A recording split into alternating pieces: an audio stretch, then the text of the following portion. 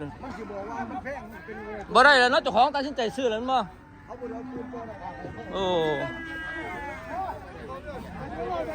มา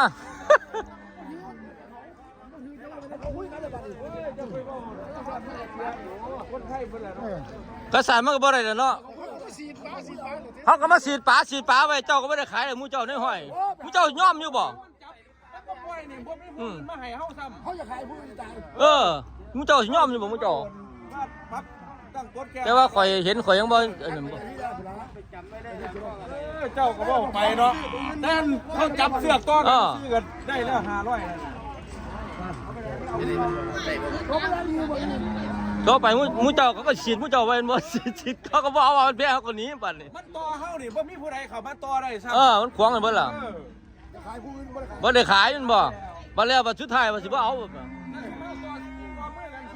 วายบอกมันรถมันเสียมันสิมาแบบไหนผ้าขาวห่อเมื่อว่าซั่นบ่ยอมไงจะให้มันนี่แหละเมียนมันบ่ต้องให้มันมากอะไรตัวเฮาเจ้าของประเทศหรือเขาเป็นประเทศบ่นี่เลยไทยเวียดไทยเสือโอ้ยเขาเห็นมีอารมณ์รวมอยู่ในหันแบบนั้นเอาเปรียบกันบ่มักเนาะ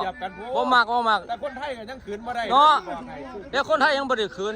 อันนี้เวียดสิมาเหยียบจมูกบ่ให้เขาเหยียบอยู่บ่ผิดกันซื้อผิดเป็นอะไรล่ะปั๊บกันกันแล้วกับปั๊บมันสิบ่นั่นมึงน่ะผิดเนาะปั๊บก็คือยอมรับผิดไป